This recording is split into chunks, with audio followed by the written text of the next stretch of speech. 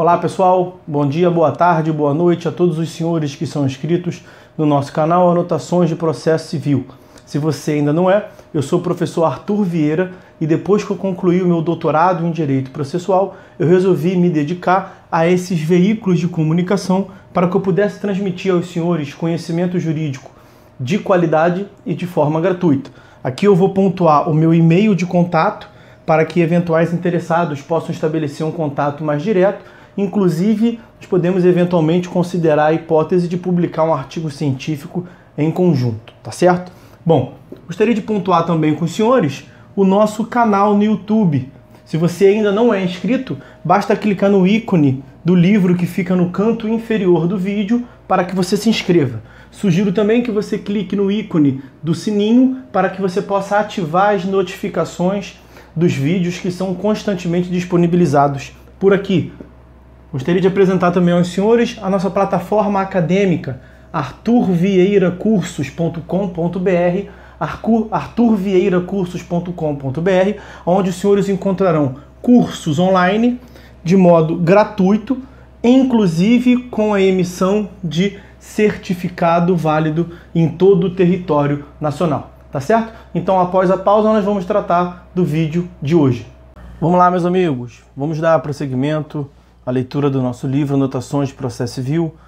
Nós estamos na quarta parte do livro, abordando a tutela jurisdicional executiva, e vamos no vídeo de hoje concluir o procedimento executivo para satisfação da obrigação de entrega de coisa certa, obrigação de entrega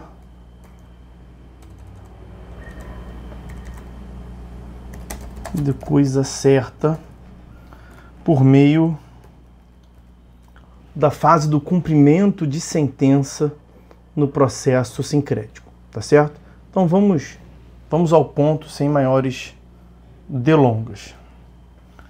No próprio processo em que se defere a tutela, seja ela final ou antecipada, o juiz de ofício adotará as providências para que ela seja efetivada. Não cumprido o dever no prazo fixado, expedir-se-á em favor do autor mandado de busca e apreensão ou mandado de emissão na posse, conforme se trate de coisa móvel ou imóvel, respectivamente. É o que consta do artigo 538. Ou seja, em uma mesma e única demanda, desde logo, o autor pede a instauração da atividade cognitiva destinada ao reconhecimento do seu direito ao recebimento da coisa e a consequente atividade executiva destinada à obtenção de tal bem. Nós falamos sobre a evolução do processo, no que consiste o processo sincrético, que funde essas duas atividades, a cognitiva e a executiva. Vamos seguir. A constatação tem relevância prática sob vários aspectos. Por exemplo, a efetivação da sentença executiva independe de nova demanda e não abre para o executado a possibilidade de interposição de embargos, nem mesmo os embargos de retenção por benfeitorias. A regra do artigo 538 do CPC é aplicável tanto para pretensões reais, que não disponham de uma ação especial que já seja executiva, como a emissão na posse, reivindicação, reintegração de posse contra esbulho com mais de ano e dia, etc., quanto para pretensões meramente obrigacionais, por exemplo, a do inquilino contra o locador para assumir a posse de bem locado, mas não entregue. Portanto, o regime previsto no artigo 538 vale para todos os deveres de entrega de coisa. Aplicação subsidiária das regras constantes do artigo 536. Além disso, o parágrafo 3º do artigo 538 estabelece a aplicação subsidiária das regras do artigo 536, que se refere à execução no cumprimento de sentença para as obrigações de fazer e não fazer, a tutela para a entrega de coisa, vale dizer, a eficácia mandamental e as medidas coercitivas, inclusive a multa, são também utilizáveis. Mas, diferentemente da eficácia executiva aplicável a todos os deveres de entrega de coisa, não parece que a força mandamental da tutela prevista no artigo 536 possa ser usada generalizadamente, em todo e qualquer caso, na tutela para entrega de coisa. Afinal, quando for razoavelmente simples e rápida a busca e apreensão da coisa móvel ou a emissão do autor na posse do imóvel, não se justifica a imposição de medidas coercitivas ou o efetivo emprego da eficácia mandamental. Emprego do que se chama de medidas de apoio.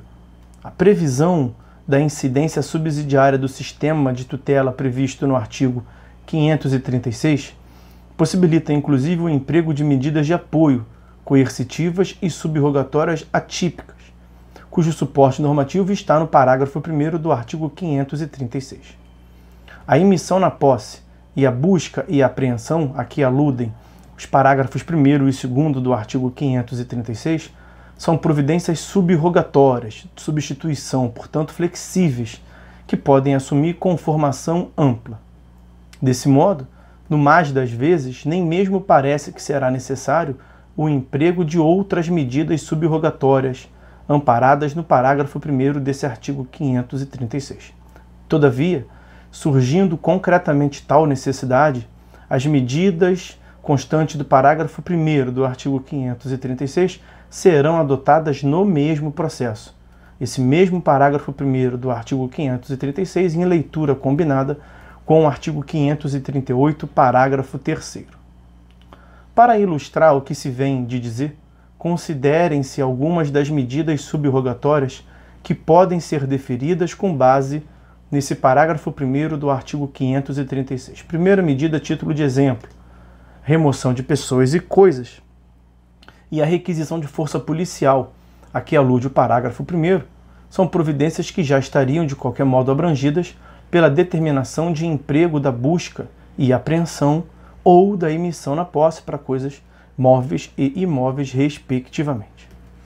Segundo exemplo, o desfazimento de obras e o impedimento de atividade nociva, que também são mencionadas a título exemplificativo no parágrafo 1º do artigo 536, podem vir a ser de grande serventia para a tutela de entrega de coisa. Ambas as medidas estão pressupostas na sanção restituitória destinada a propiciar que o bem seja entregue ao autor no exato estado em que se deveria encontrar se não tivesse havido violação do direito, nem a consequente necessidade de intervenção judicial.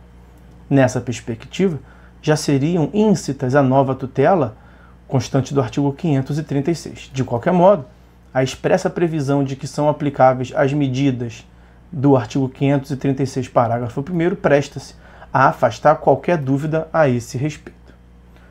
Próximo exemplo de aplicação desse dispositivo. A intervenção judicial é medida atípica que também pode vir a ser adotada com base no parágrafo 1º do artigo 536.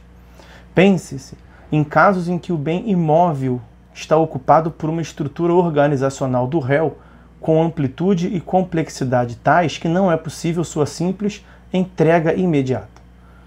É preciso retirar equipamentos de difícil desmonte, remoção ou matérias-primas que envolvem riscos, remanejar pessoal que trabalha nessas instalações, etc. Em tais casos, o prazo para a entrega voluntária do bem, constante do parágrafo único do artigo 498, precisará, obviamente, ser amplo, e aí o juízo vai determinar isso na sentença. No entanto, há o risco de que o réu se aproveite disso para apenas ganhar tempo, não cumprindo o mandado de entrega. Emissão na posse ou busca e apreensão, né? Em um caso como esse, seria razoável que o juiz incumbisse alguém de fiscalizar a atuação do réu, atribuindo a tal longa-manos seus poderes suficientes para que pudesse verificar se o réu está efetivamente adotando medidas para a desocupação do imóvel. Não é de descartar que, uma vez constatado que o réu não está tomando tais providências, o juiz nomeie um interventor apto a diretamente interferir na administração da estrutura interna do réu, de modo a que a ocupação ocorra. Trata-se de medida drástica e excepcional, mas que pode ser imprescindível à prestação adequada da tutela jurisdicional. A ordem de utilização dos mecanismos subrogatórios e coercitivos. Os próprios termos do artigo 538 indicam a ordem a ser normalmente seguida por ocasião da efetivação da decisão concessiva de tutela antecipada ou da sentença final. Primeiro, concede-se prazo para entregar. Se a entrega voluntária não ocorre, promove-se sempre que possível a busca e apreensão ou a emissão na posse. O emprego concreto de ordem acompanhada de multa ou mecanismos coercitivos atípicos deve ser reservado basicamente às seguintes situações. Primeira das situações: na antecipação de tutela, quando houver extrema urgência na pronta obtenção do bem. Segundo caso, em relação aos deveres instrumentais, como o de indicar onde a coisa móvel está, permitir-lhe acesso, fornecer informações necessárias para sua eventual desinstalação. Deveres de fazer em sua essência. E terceira hipótese, nos casos em que a desocupação do imóvel ou a entrega do bem móvel se reveste de peculiaridades tais que a tornam tão complexa a ponto de ser difícil realizá-la sem a ajuda do réu. Além disso, a regra do parágrafo 3º do artigo 538 também é bastante útil para os deveres cuja prestação é complexa ou mista, ou seja, em que o fazer está indissociavelmente relacionado com a entrega de bens. Eliminaram-se possíveis impasses na escolha dos meios, na tutela de situações cuja qualificação como dever de entregar ou de fazer fosse difícil. É o caso, por exemplo, do dever de entrega de equipamentos através de uma forma especial e particularizada de transporte, que seria propiciado pelo próprio vendedor. Bom, meus amigos, a gente conclui, portanto, a análise do cumprimento de sentença, das obrigações de entrega de coisa. Vamos ficando por aqui. No próximo vídeo, como está destacado na tela aí para vocês, nós vamos começar a analisar o procedimento executivo para a satisfação das obrigações de fazer e não fazer, tá certo? Então, meus amigos, por hora é só. Fiquem todos com Deus e até a próxima.